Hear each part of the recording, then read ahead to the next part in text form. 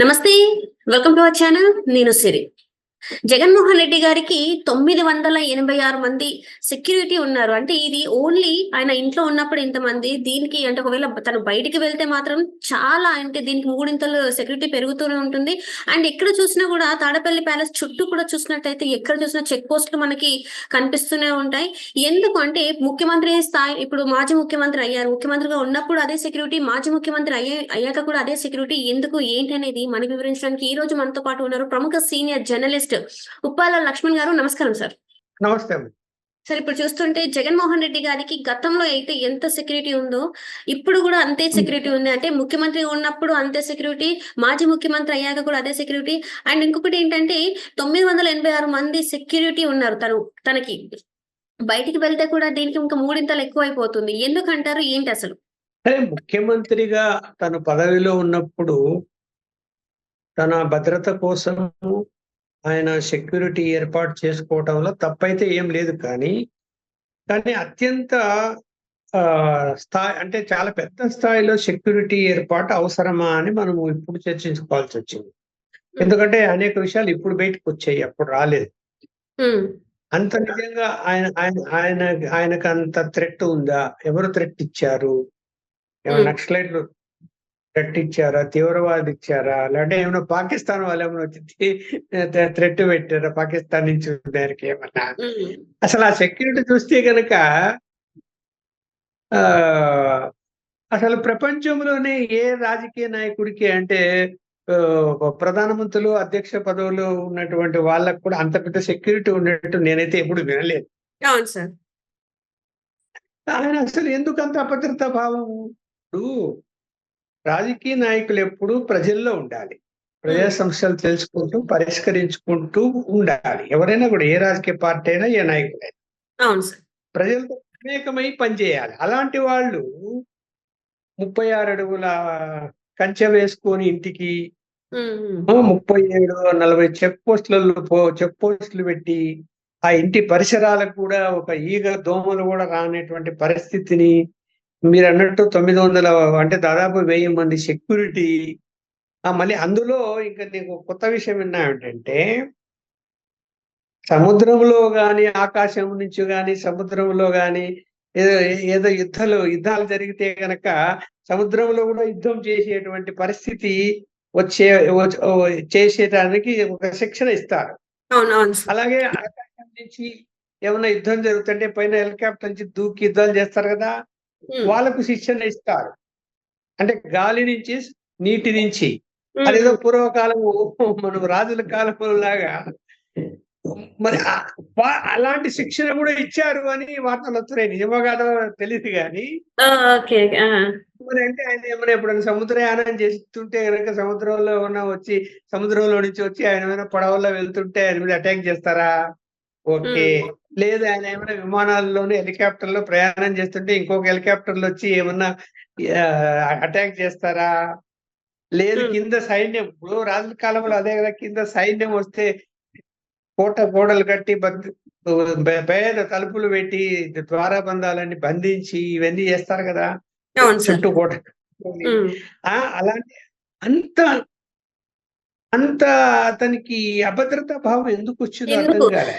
ఇప్పుడు అదే సార్, ఇప్పుడు చూస్తుంటే ప్రజలలో ఒకటే డౌట్ సార్. ఎందుకంటే అప్పుడు ఎన్నికల ముందు 2019 ఎన్నికల ముందు తను ప్రజాక్షేత్రంలోనే ఉన్నాడు. అందరి దగ్గరికి వెళ్ళి ఆలింగనాలు చేస్తూ, వాళ్ళ సమస్యలు తెలుసుకుంటూ, వాళ్ళకి ముద్దులు పెడుతూ అంతా చేసిన వ్యక్తి, ప్రజల మధ్యలో ఉండి పాదయాత్రలు చేస్తున్న వ్యక్తి, ఒక్కసారి అధికారంలోకి రాగానే ఎందుకు తెరల మధ్యలో ఉన్నాడు? ఇంత సెక్యూరిటీ, ఇంత అభద్రతా భావంతో ఎందుకు ఉన్నారు? ఏంటి? అంటే తన నాయకుల్ని కూడా కలవలేని పరిస్థితుల్లో తను ఎందుకు ఉండిపోయారు? ఎందుకు తను తప్పు చేశారని అనుకుని ఇంత అభద్రతా భావంలో ఉన్నారని అనుకోవచ్చా సార్ మరి? అంటే ఇప్పుడు అర్థం కాని విషయం అదే. ఇప్పుడు అతనికి థ్రెట్ ఎవరి వలన ఉంది? 5 సంవత్సరాల ముఖ్యమంత్రి పదవీ కాలంలో ఎప్పుడైనా అతని మీద అటాక్స్ జరిగాయా? అంటే జరిగి ఫెయిల్ అయ్యాయా? ఆయన ఎప్పుడైనా పోని నాకు ఫలానా వాళ్ళ వలన థ్రెట్ ఉంది, నా మీద దాడి చేస్తారు అనేటువంటిది ఎప్పుడన్నా చెప్పారా? ఎప్పుడైతే చెప్పలేదు. మరి ఇప్పుడు తీవ్రవాదుల వలన ఉండొచ్చు, నక్సలైట్ల వలన ఉండొచ్చు, లేకపోతే ఫ్యాక్షన్ జిల్లా నుంచి వచ్చాడు, ఫ్యాక్షన్ ఊరు నుంచి వచ్చాడు కాబట్టి ఫ్యాక్షన్ వద్దుగో పలానా ఫ్యాక్షన్ వాళ్ళు ఉన్నారు నాకు కాబట్టి థ్రెట్ ఉంది వాళ్ళ వలన అని చెప్పి సెక్యూరిటీ పెట్టుకోవచ్చు.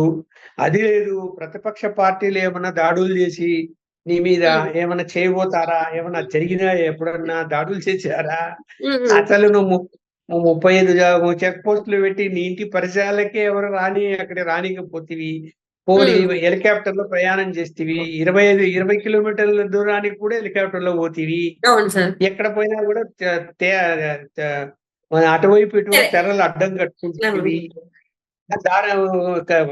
ఇప్పుడు మరి ఇంత నువ్వు అన్ని జాగ్రత్తలు తీసుకున్నావు, కానీ ఎప్పుడైనా ఒక్క సంఘటన నీ మీద ఎవరైనా దాడి చేసినారు, ఓకే అది ప్రతిపక్షంలో ఉన్నప్పుడు కోడికత్తి కేసు, అది ఎయిర్పోర్ట్ లో అనుకోకుండా అక్కడ ఏదో జరిగింది, ఓకే కాదని అలాగే ఎన్నికల ప్రచారంలో రాళ్లు వేశారు, పబ్లిక్ నుంచి ఒక రాయి వచ్చి పడింది అనుకున్నాను.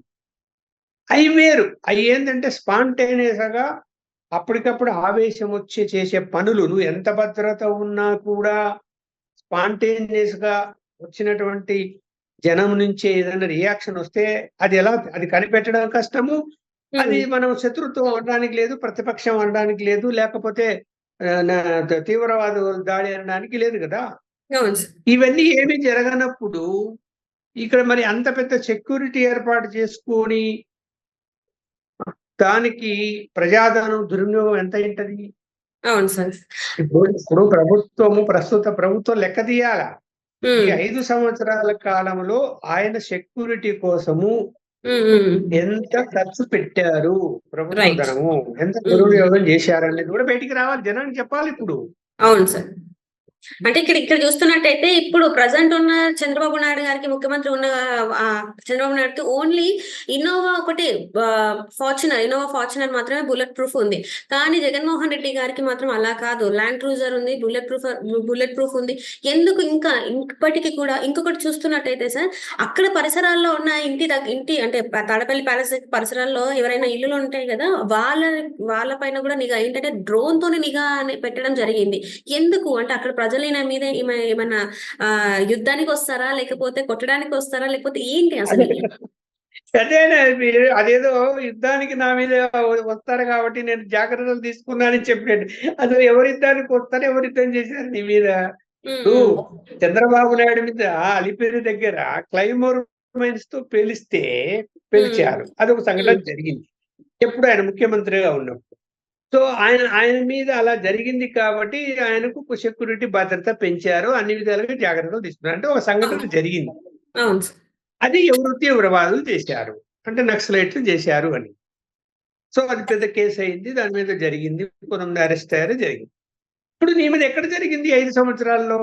పోనీ ప్రతిపక్ష నాయకుడిగా ఉన్నప్పుడు కూడా ఆ అబ్బాయి ఎందుకు, అతని మనసులో ఏముందో, ఎందుకు సడన్ గా అలా ఆ యొక్క కిచెన్ లో ఉన్నటువంటి అట్లా కత్తి తీసుకొచ్చేలా పొడి కత్తి అని అంటున్నాము, దాంతో అలా టచ్ చేశాడు, అంటే పొడిచాడు, అది తప్పే. అలాంటి సంఘటనలు జరగకూడదు, అలా దాడులు ఎవరు చేయకూడదు, అది ఎవరైనా ఖండించాలి, అందరం ఖండించాం అప్పుడు, తప్పిది అని.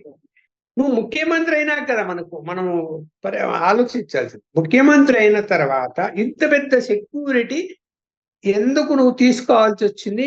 మీ యొక్క అభద్రతా భావం ఏమి?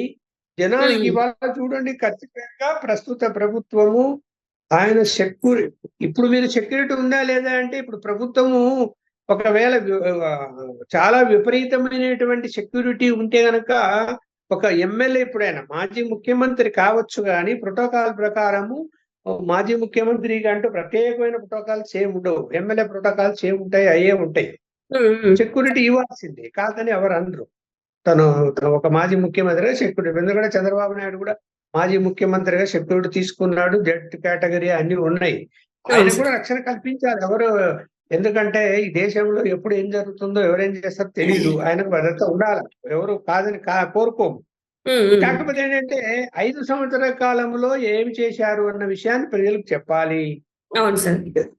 ప్రభుత్వము అంత పెద్ద సెక్యూరిటీ అవసరం లేదు అనుకుంటే ఉపసంహరణ చేయాలి. అయితే ప్రైవేట్ శక్తి పెట్టుకున్నారని వార్తలు వస్తున్నాయి. ఉమ్. జగన్మోహన్ రెడ్డి గారు రైట్. అయితే ఈ ప్రభుత్వ 5 సెక్యూరిటీ కాదు, ఉమ్. తన ఓన్ సొంత సెక్యూరిటీని కూడా ఏర్పాటు చేసుకున్నాడు. దానికి ఎవరైనా చేయలేదు. సొంత సెక్యూరిటీ ఎవరైనా ఏర్పాటు చేసుకోవచ్చు డబ్బు ఖర్చు అవును సార్. పెట్టుకుని. అవును దానికి సార్. అవును. అభ్యంతరం ఏముంటది? ఏముండదు.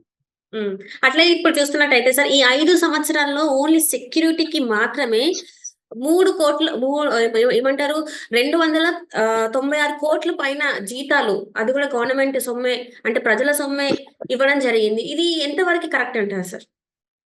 అదే 296 నేను ఇందాక కోట్లు. అన్నాను, ఎంత ఖర్చు పెట్టారని మీరు చెప్తున్నారు కానీ నేనైతే ఆ ఫిగర్ వినలేదు. ఒకవేళ ఎక్కడన్నా పత్రికల్లో రాశారేమో. ఒకవేళ అదే నిజమైతే గనక అంత అంత పె- అంత పె- దాదాపు 290 కోట్లు మరి ఒక సెక్యూరిటీకి ఖర్చు పెడితే అది దుర్వినియోగం కిందకే వస్తది కదా. ఇప్పుడు రక్షణ కల్పించకూడదు అని లేదు. ఉమ్. మినిమం అంటే రక్షణ ఉండాలి ఎవరికైనా కూడా. రైట్. ముఖ్యమంత్రిగా రక్షణ ఉండాలి, ప్రోటోకాల్ పాటించాలి, ఎవరు కాదనరు. శృతి మించిన రక్షణ ఎందుకు అవసరం ఉంది? ఏంటి? దేనికి అసలు? ఏమైనా సంఘటనలు జరిగాయా 5 సంవత్సరాల కాలంలో? ఎప్పుడన్నా అటాక్స్ జరిగాయా? లేదు కదా. రైట్. మనం మరి చూస్తున్నాం కదా, దీని ఏమైనా మీద జరిగాయా? Right sir. దీని మీద మరి జగన్మోహన్ రెడ్డి గారిని విచారిస్తారా? అసలు ఎందుకు ఇలా ఇంత తీసుకున్నారు ఏంటి అని అంటే, మరి ఆయన పైన విచారణ జరిగే అవకాశం ఉందంటారా? లేదంటారా? విచారణ ఎందుకు చేస్తారు? విచారణ అంటే చేయడానికి ఇప్పుడు ఏముంది అందులో? ఇంత ఖర్చు ఇంత ఏమైందని ప్రజలకు ఇంత చెప్పడం తప్ప. ఇంత ఖర్చు చేశారు కదా ఇప్పుడు సార్ మరి. అది సెక్యూరిటీ అంటారు అంతే. ఇప్పుడు ముఖ్యమంత్రిగా తను తనకు సెక్యూరిటీ, తనకు థ్రెట్ ఉంది, ఆ థ్రెట్ వల్ల నేను సెక్యూరిటీ పెట్టుకున్నాను అంటాడు. ఓకే. దానికి ఒకవేళ నోటీస్ ఇచ్చి దాని మీద అడిగినా కూడా సమాధానం అదే చెప్తారు.